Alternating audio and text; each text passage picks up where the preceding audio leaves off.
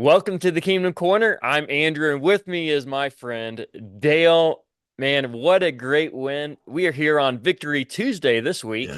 Yes. Victory Tuesday. It's sweet to be on a Victory Tuesday. I think we can almost have a Victory Day almost every day this week. Besides, I don't know, Thursday. Oh Something no, we like have a that. Wednesday game. We have a Wednesday game. Yeah, probably every day but Oh, Wednesday. Wednesday. Yeah, So Wednesday. there So you there's no go. Tuesday game. There we go. All right. Yeah. So yeah, victory every day. Come Hey, on.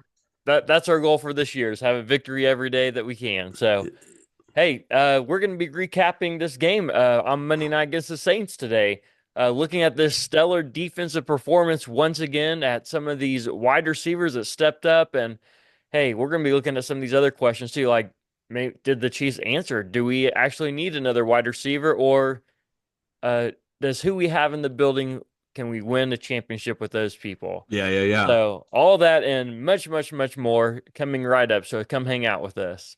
Mahomes looks to throw it. Pump faking right side. He wants it. A comeback. It is caught by Kelsey. Touchdown! Kansas City. The game is over. The Kansas City Chiefs are champions. How about those Chiefs? All right, Dale. So a dominant performance by the Chiefs on this Monday night game. However, even though they dominated, it seemed like they just like to keep that score close, just to keep us fans on the edge. I mean, they And dominated that whole game, and the score just seemed to be one, maybe two possessions at the yeah, most. Yeah. It seemed like any moment the Saints could get right back into that game. And they almost did. They did for a moment. I think it was like 13 Yeah, 16 for a yeah, second. And then yeah, the Chiefs said, all right, enough of this. Went down and answered their score. yeah, yeah. That is a well, maybe it's good for viewership and for those TV programs, but for the health of us Chiefs fans who kind of put a little bit of our Yeah. effort and our emotions into that game, Yeah. it probably takes a few years off our life. But Oh, yeah. 100%. yeah, we'll take the win either way, though. So glad to have a dominant win, even though the score should have been more dominant than it was. So, but speaking of that, let's jump into a little bit more. So this offense we got here, the red zone especially is what is killing us right now, and that's no surprise. That Yeah. was our struggle last year too. And so yesterday in that game, we were 2 for 7 in the red zone. Man. That's not going to win many games. No. And a turnover in that red zone as well. I Yeah. mean, right there on the goal line. I think 3 yards out through an interception. So not only not getting down there and not getting points really hurts Yeah. the momentum and the team. But again, credit our defense. My goodness, that could have been a momentum shift in the game, but they still held on and slowed them down. Slowed them down enough, though. Yeah. Yeah, wasn't it after that interception they went down and scored a touchdown, though? Well, now that you say that, I think that's right. They did. They did score a touchdown. But I mean, like, hey, yeah, they stopped the extra point, though, right? that's So right. kept it three instead of two. That's right. So that gave them a little bit of life. I mean, and and I think what the big thing was the offense came back and answered that score. Yeah. Well, and the other thing in the red zone too is we had a touchdown to Noah Gray that was called back due to a holding call by Right. your favorite player here, Juwan Taylor, number My, yeah. 74. The 74, my favorite player. Next to your favorite player, Trey Smith. That's right. He had a rough night too. I mean, one holding call. Even the All-Pro Creed Humphrey had a holding call. I felt like they were just handing them out to everybody last night. Yeah, they were. So, but yeah. So it was but yeah, I think that's probably the biggest concern from the game is just not getting in the red zone. I mean, you think about 7 times in the red zone. It's hard to get in the red zone, number one. And then number two, just not being able to convert there in the red zone is a little bit concerning. I know Andy Reid and Pat and everybody else is working on like, okay, how do we punch this ball in the red zone? And so they did get in one time, having Travis Kelce taking the direct snap and doing a read option with Xavier Worthy, and Worthy squeezes in there for a touchdown. So that was pretty exciting. Yeah, Kareem Hunt got back on the board in the touchdown column with his first first season touchdown Right. this year with the Chiefs again. So good to see him putting up those numbers again.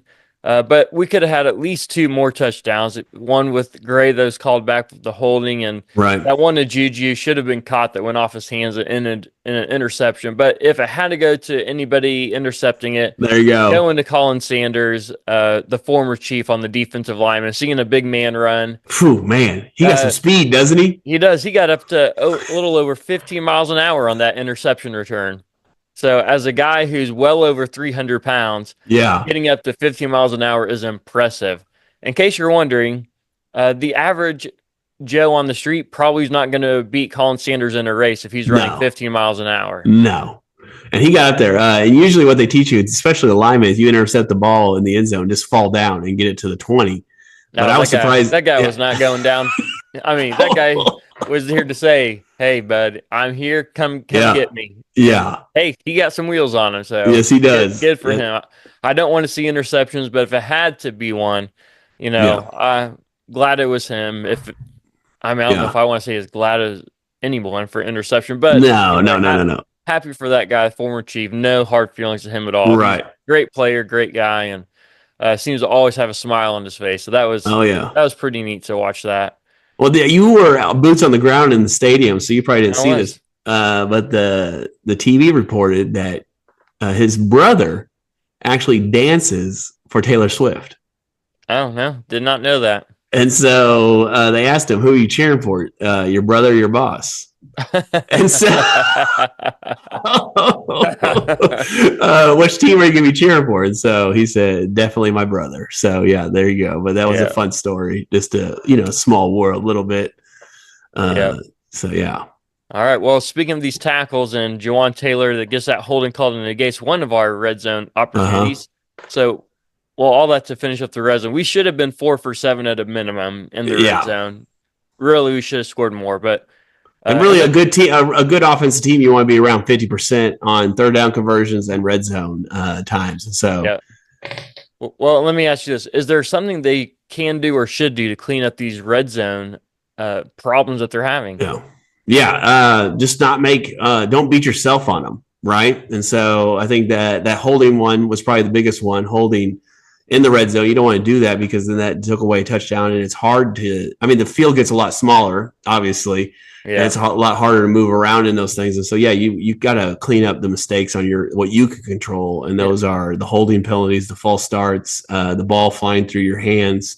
May just catch it next time and hold on to it instead of let it go through your hands and have someone pick it off. So, I mean, because it is so condensed down there, you want to clean those things up. Yeah. Well, even beyond this game, though, there's been games they can't get into the end zone, even though they're not turning the ball over or having penalties. They still can't get in. Yeah. So what do they do? Not just for one game, but for the season. Just have Travis Kelce direct snap to Travis Kelce and let him figure out. Just let him do it every time. Hey, I would say if Travis Kelce's direct snapping it, I say take Mahomes off the field. Oh, there you go. Because he's not even a decoy. No one's paying attention to him. And sure, they could do something eventually, they could throw it out there or whatever the case may be. But do you really think Andy Reid, who won't run a quarterback sneak after Mahomes dislocated his knee that one year, do you really think that Andy Reid wants somebody throwing the ball to Mahomes to potentially have somebody come and hit him while he's catching it and exposing himself? Yeah, well, it could be it's not going to happen. No. If he's not doing the quarterback sneak, he's not throwing Patrick Mahomes the ball to potentially get hit again. So I'm just saying if they're going to do that, get Mahomes off the field. Get another player in there who's actually going to help the play and not just simply stand off to the side and watch the play. So, but I will say I think they should go back to a lot more creative plays in the red zone. Right. Because the last 2 years that they've had these struggles, they've just been basically trying to run the ball or just slants or whatever it is. Just, basic vanilla offense in the red zone. And in the past, when they've been in the red zone, think about what they've done. They've been like that ring around the rosy thing before. Yeah. They did that. I forget what exact college it was, but they pulled out like tape from like 1930. Oh yeah, the Rose Bowl. It was a Rose Bowl game. Yeah, Rose Bowl game. They're pulling out creative plays to score in the red zone, and then the last couple of years, those creative plays aren't there. Right. So, I mean, is that Matt Nagy? Are we just missing Eric Bieniemy as much as we talked about before? That is true. Maybe you bring up a good point here. Is Eric Bieniemy the one who is actually helping us in the red zone? Since he's gone, our red zone offense has gone way down. Yeah. You know my favorite play in the red zone? Yeah. Is that little shovel pass where Travis Kelce sneaks through the line and then Hey, they tried that yesterday. It didn't work. well, I know, but that's still my favorite play. I mean, when it works, it's fantastic. Oh, it's so cool. And then I thought he was going to get in with that yesterday, but only got about half of it or whatever. He got smashed. He got hit hard on that play. Oh man, he did. And I remember one time they did it to Clyde, and it worked pretty good when they did it to Clyde. So yeah, I think to go add on, I think just getting the ball into your playmakers' hands quick. I think that's also like the Xavier Worthy. It seems like every time he touches the ball like that jet sweep or that what he did the RPO yesterday, or I guess it wasn't RPO, just a run option. I don't know. I don't think Kelce was going to pass, but who knows? Yeah, hard to say. Yeah, but I just think like getting him. Kelce might try to pass it even if he was told not to. So well, we saw that yesterday. We saw that yesterday too, where he.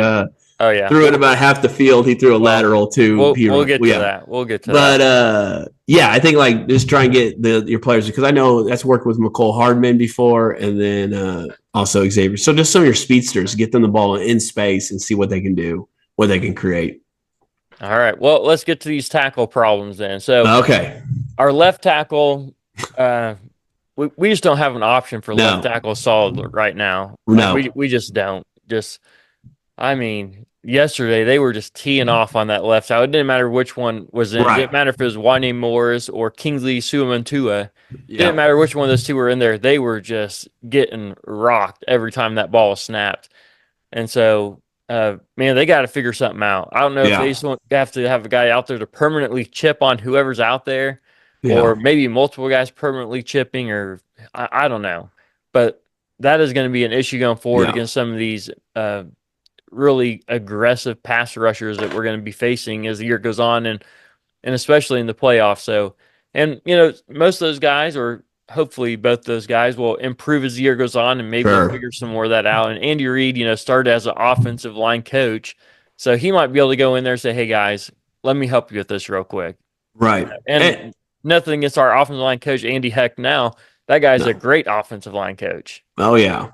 And I think Morris is filling that spot. He's doing all right. But when he went down for a little bit, I was a little worried because Kingsley came in and, man, he looked lost again. It was immediate pressure. From the first snap. Yes, from the first snap. So we need Morris to stay. I mean, he's probably doing the best job right now and still not doing, the greatest job. So are you missing Orlando Brown? No. I don't want to Orlando Brown. There was zero hesitation there from you, bud. Zero. Yeah, I remember Orlando Brown. I also remember him being the one who caused Patrick Mahomes to get injured. Oh, that's right. The high ankle sprain. That's right. I believe it was against the Jaguars in the playoffs. And then he wanted to be the highest paid left tackle. And so if you want to be the highest paid left tackle, don't let your quarterback get hurt. Now, would he play better than the guys we have? Sure, absolutely. Okay, all right. But am I going to pay him what he wants to be paid here? Yeah, absolutely not. It's not even. I'm not even paying him top 5 left tackle money. Yeah, I'd pay him maybe number 10, somewhere around there. Yeah, but I'm not paying him even close to top 3 money to be a left tackle who's going to let my quarterback get hit. Right. So what are the Bengals? 1-4. Yeah, that's right. Man, maybe he should take less money and stayed with the Chiefs. What do you think? Well, what I think is these guys are all about the money, and they don't really care about championships. Yeah. So if they want to be all about the money, you and Tyreek Hill can go chase the money all you want. Yeah.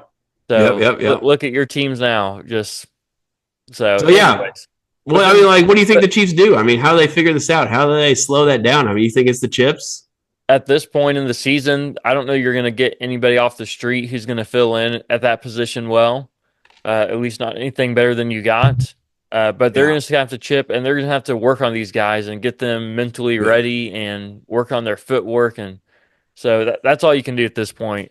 You don't have the resources to go get somebody else right now. Even if you want to trade for someone, you don't have the cap space to trade for somebody. So it is what it is. But then the flip side, the other side, the right tackle, Juwan Taylor. Yeah. This guy can't seem to figure out how to line up right and how to just stay still until that ball is snapped. Every game, costing us something at least at one point, whether it's a holding or a false start or whatever it is.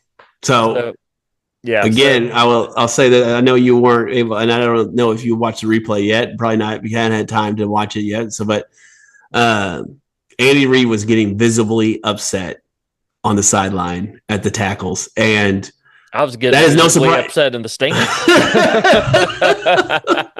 And I know that's no surprise to you, but rarely do you see Andy Reid lose his cool or get emotional on the sideline because of the penalties. And so I'm sure they've been coaching. I'm sure they've been talking to them. Yeah. And like eventually something's going to have to happen with our tackles because we can't. Again, we took 6 points off the board there. Yeah. So, yep, you're right. And so Juwan Taylor, when we signed him, we made him the highest paid right tackle in the league. Many people thought that they were going to use him at left tackle because of the money they paid him even. Yeah. At this point, he's only the third highest, but when we signed him a couple years ago, we made him the highest paid right tackle in the league. And so as being even in the top three, or at least at one point, the highest paid right league, you expect a lot more out of that player. So if I'm the coach, I'm going to him and I'm saying, bud, listen here.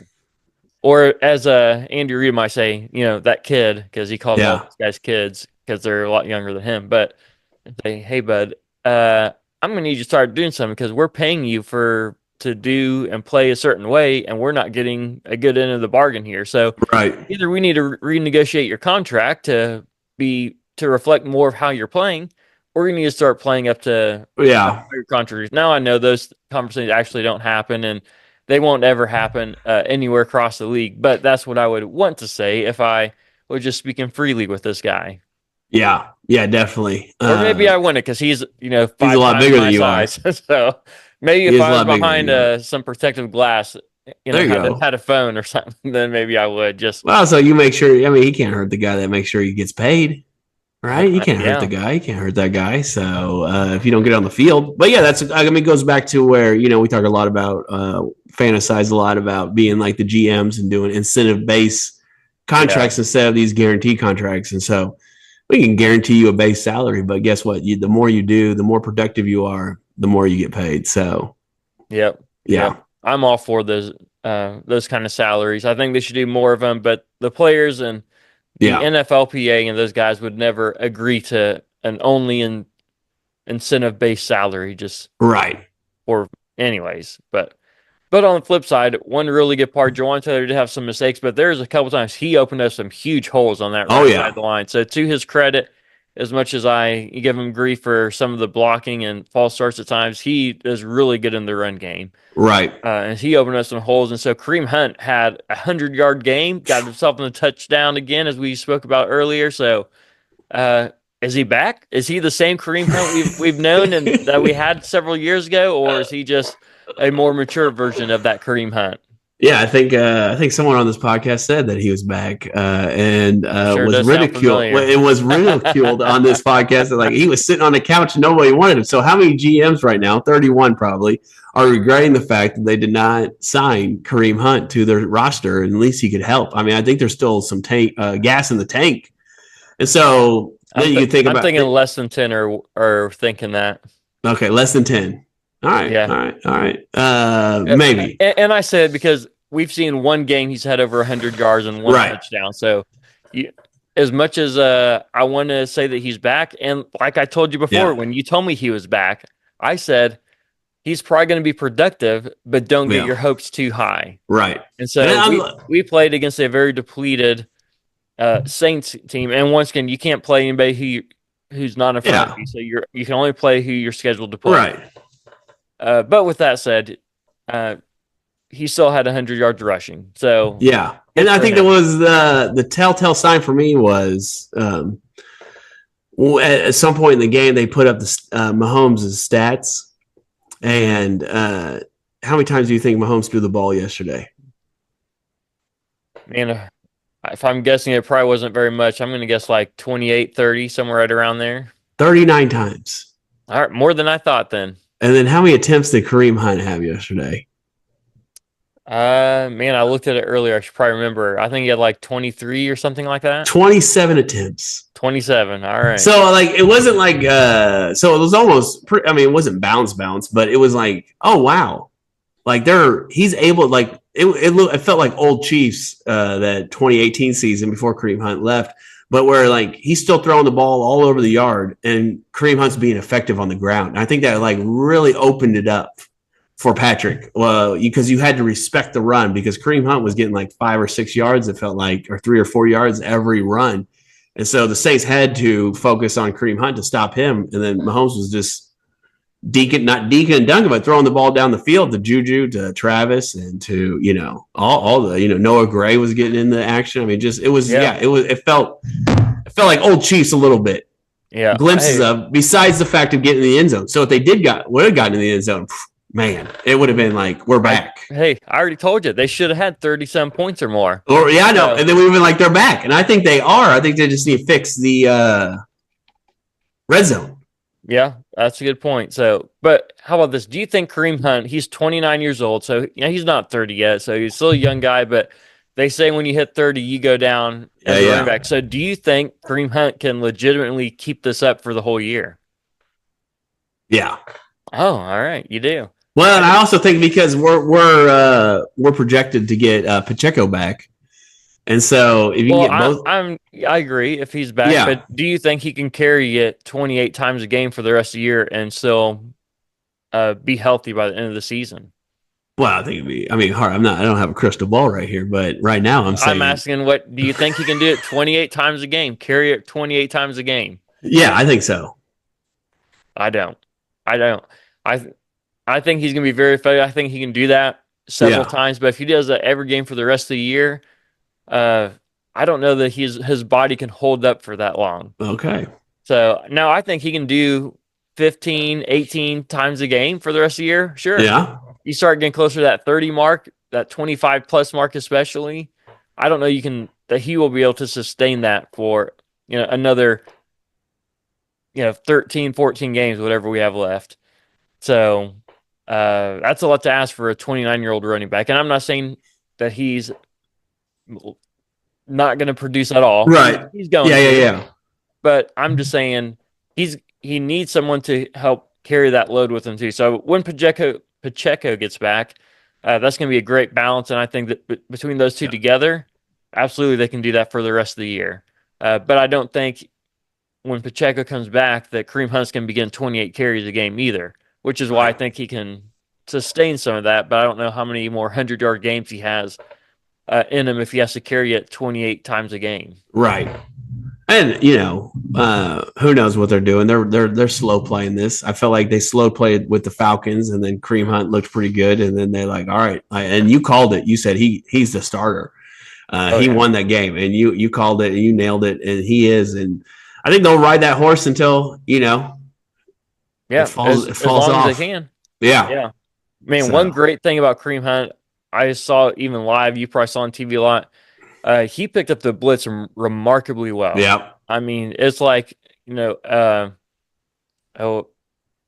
McKinnon from last year. Oh, yeah. I mean, Jerick McKinnon might not have been the biggest, most powerful runner. Right. But if you needed a running back to pick up a blitz, Jerick McKinnon was your guy. Right. And Kareem, there's one time I thought, oh, man, Mahomes is about to get lit up by this blitzer. Yeah. And then I saw Kareem Hunt split out from the other side of the line and knock this blitzer, off his path. And it's like, and then Mahomes threw the ball and completed a pass too. I thought, man, that play was made possible because Kareem Hunt picked up the blitz. Right. So he does a lot. We love Kareem Hunt. We're glad he's back with the Chiefs. Oh, yeah. One thing I like about him, too, is he falls forward. And so you can see even the most narrow path, and as big as he is, he knows how to get skinny between those holes and to gain all those yards. There's a third down play. I don't remember exactly when it was in the game, but he got hit well behind the line of scrimmage. I mean, everybody knew we were running it. The Chiefs knew we were running it. Yeah. Even the Saints knew we were running it. Yeah. And they were back there so quickly, but he spun off of that and somehow managed to get forward and get the first down. And nothing is Pacheco, but I don't know that he has learned quite how to spin out of those would-be tacklers, because it wasn't just like a I'm jumping forward and I miss. I mean, they had their shoulder on him trying to take him down, and Kareem Hunt got out of it. Yeah, it's awesome to see him play, and so Yeah. Oh yeah, for sure it is. So it brings the question: was Kareem Hunt? Why is he not on the team? And you kind of mentioned it before, like should GMs be questioning? Should he be on their team? Should we have signed him? yeah. Why do you think he was not on a team? Oh, I really don't. I don't have a good answer unless it's his past. I think that might be part of it. I think the other part of it is the Browns. Yeah, So the Browns, people go there to kill their careers. right. Not entirely, Yeah, but the Browns are just one of those organizations, and that just they don't make good decisions, and so we could go through a whole list of bad decisions they've made. We won't because that'll take a whole nother episode. But that'll take a whole nother episode. Yeah, but they've made poor decision after poor decision, and so having Kareem Hunt there, he was not being utilized probably to his best ability. Even when he was given opportunities, they probably weren't using him to the best of his ability. Andy Reid, more so than any other coach, I think, in the NFL, knows how to use players to their greatest ability. And he's going to put players in a position to use it and expose their greatest ability and expose the other team's weaknesses. Right. And so I think it was more so a rescue mission for Kareem Hunt and gets him out of Cleveland Brown rather than Kareem Hunt just not being good. Right. And how many GMs or how many fans thought Kareem Hunt was washed and he's not going to help the Chiefs at all? And last night, and then to go to the same point, I think where you see Juju. I mean, how many GMs thought, man, Juju's just disappeared in New England, and here he is having a huge game for us, and just being that safety net for Pat and moving the ball down the field and running. I mean, he looked good. Oh, looked good running, real good. So, Juju ended up with 7 catches for 130 yards. Should have had a touchdown, but went off his hands. But either way, I'm really not holding that against him because he came back after that and just had some huge plays and lit up the board. And so great game by Juju. But look at all these guys that Andy Reid and Brett Veach brought in after training camp. Yeah. So teams either released them or they weren't on a team altogether. I mean, Juju, Smith-Schuster, Samaje Perine, Kareem Hunt. And then they just brought in Jody Fortson. Again, that might just be some reinforcement for someone who knows their playbook with all the injuries to wide receiver they've been having too. But either way, I mean, there's at least 3 guys right there, 4 if you include Fortson, that were not on a team and were even released by teams at the deadline. And the Chiefs said, we'll take him. We'll take him. We'll make him work. And and he's and those things have proven out to be really good. So it's worked out so well so far. But going back to the wide receivers here a little bit too. Xavier Worthy had that touchdown, but he only ended up with 3 for 25 yards receiving. I kind of thought that after the last game, the Worthy was kind of be the Rice replacement, run some of those shallow crossing routes and get a lot of yards after catch. But I mean, watching in person, I don't know if I noticed much of where he was for the most part on the field. I know he ran several deep routes and some were thrown, some were underthrown, some just didn't connect or whatever the case may be. But I didn't see a lot of explosive plays for him like I was expecting in that passing game. And I think he's going to need to step up in that area and cover some of those routes that Rashee Rice was doing. Yeah, and I think for the most part, I think it goes back to our earlier conversation with our tackles. Like for Mahomes to connect on those deep routes and be able to see him, I can think of one play in particular where Xavier Worthy was wide open, but Mahomes had no time. He was under duress and was moving around the pocket and couldn't see him in the middle of the field wide open. I think he was running like a post, and so he was just standing there all by himself. And if he had like a little bit of time, he could have made a connection and would have made a big play. So, it goes back to your tackle conversation where, like, hey, our tackles need to give just Mahomes a little more time just so the play can develop and then he can make the correct throw. Yeah, and they probably will too. But they got to figure out some of these deep throws too. Like, they didn't connect on any deep throw. Now, there are some long throws or long plays that were throws, but it was because of yards after the catch, not because they were deep throws. And the only ones that end up being good were the ones that we got penalties on because of pass interference on the Right. defense. And if you're going to rely on that for your big plays, you're going to be missing out on a lot. Yes, because So got to clean that up. when the playoffs come, they tend to swallow the whistle a little more on those pass interference calls. Yeah. Which we've benefited from. Well, I think every team has to. But let's not jump on this bandwagon that the refs are only on the Chiefs side. I'm not saying that. I'm not saying that we haven't. I don't think everyone. Yeah, there's been other people that's benefited from it. Every team. Every team. Unless you don't make the playoffs. So unless you're the Saints or the Saints or Rams against Minnesota. Saints. You did not benefit. Oh yeah. Well, I guess Minnesota benefited from it. Yeah, the Saints had oh man, that was a huge one that they missed. Huge one. So anyway. Yeah. All right. Well, the only thing I want to talk about real quick too is McCole Hardman on these punt returns. I don't know what he's doing. It's the same McCole Hardman that was here 3 or 4 years ago that made me mad then. Oh, yeah. Making me mad again. Instead of running north and south, he said, let's just run sideways and see what happens. Yeah, I don't know what he was doing. Because he thinks he's got the speed of Tyreek Hill. That's what he Yep. He saw Tyreek Hill do, and he thought, oh, I'm just as fast as Tyreek Hill, bud. Lean in real close. I got something to tell you. You're not Tyreek Hill. No, you are not. No offense to you. You're really fast too, but not many people can run sideways and gain positive yards. Right. So he just keeps running sideways over and over again. I thought, just go down. Just catch the ball and kneel it if you need to. Fair catch it. At the most, he's running sideways and getting 2 yards. Yeah. Sometimes he's losing yards, and it just frustrates me to no end. So I had to get that off my chest because that's weighing on me. So man, yeah, you're fired up. Even after a win, you're fired up, man. I love it. This gets me going. I mean, you just like, hey, and I think that run of the east to west, everyone's fast, especially on punts. Everyone's fast on the special teams, and so like it's hard to get that corner, and so. Man, just go north, get as much as you can, find a hole, trust your blocks, and let the chips fall where they fall. Yeah, for sure. Well, the one last offense thing I want to talk about too is Travis Kelce, right? Travis Kelce, man, not legend. The biggest game of his career, but man, he's showing up again. I heard them say on the radio that they were saying that they drew up several plays just for Travis Kelce. Yeah. I think they said there was like 10 plays they drew up just for him in this game. I think they said on the radio that Mahomes told that to one of the Manning brothers. Okay.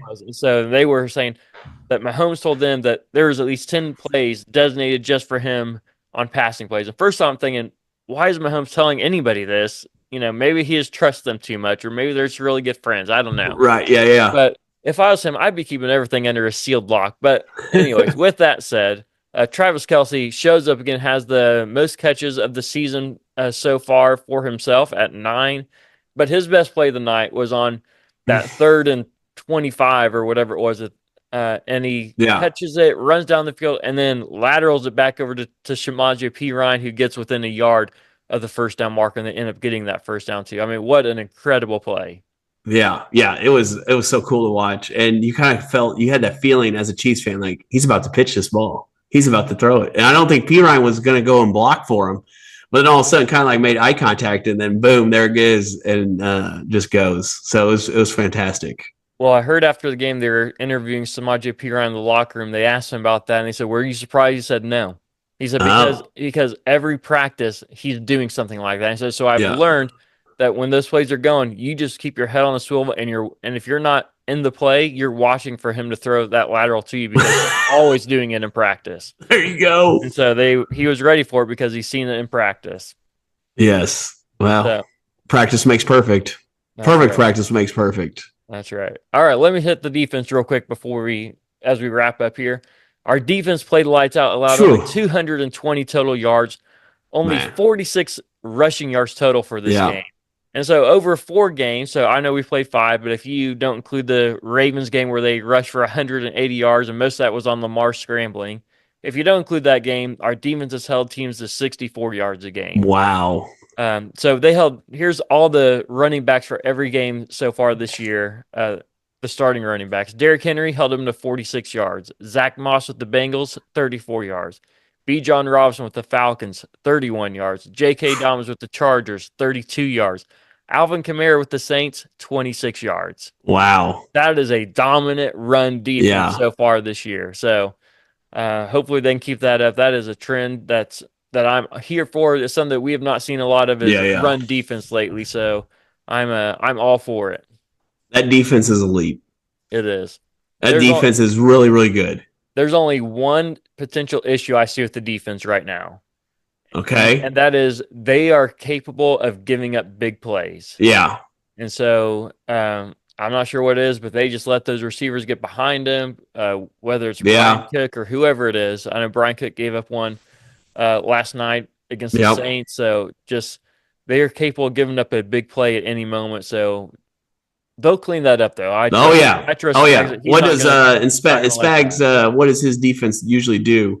They usually get better by the end of the. I mean, they get better almost at the end of the year. They're better than they were when they started. So right now they're pretty good, and so it's kind of scary to think this defense could get better the longer they play together and the scheme they're in. And so that'll be, it's gonna be awesome. Yeah, so this defense is good. Man, sometimes we might have to ride the defense as much as the offense. But if we can get both the offense and defense playing together, oh, man. Watch out, people. Yeah, watch out. 3-peat, here we come. That's right. We don't need any more wide receiver help. I'm going to bang that drum again. I think the only reason they're even going to bring in help is if it's somebody who already knows the system, kind of like they did with McCole Hardman last year. So Kadarius Toney, what's he doing? Well, it could be. Kadarius Toney. Maybe they trade for MVS with the Bills. Maybe they trade for a Demarcus Robinson from the Rams.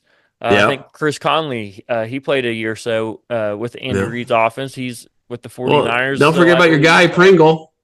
Yeah, Byron Pringle. So there's several guys. I think if they get anybody, I don't think that they will, but if they do, I think it's going to be I think it's most likely be somebody like that because it's going to take too long for these other guys to learn the system and be ready by the time the season gets to the end. So you really need a guy to be here at least 2 years to learn that. And coming middle of the season trying to learn it is very difficult.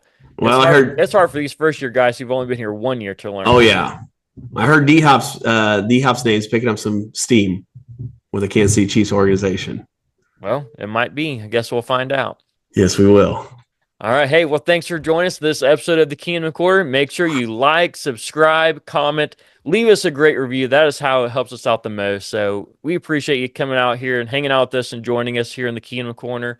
This episode is brought to you by Oh Hey Threads, where a portion of every purchase goes to support missions all over the world, one super soft tee at a time. Find them online at ohheythreads.com. We'll see you next time right here in the Keenum Corner.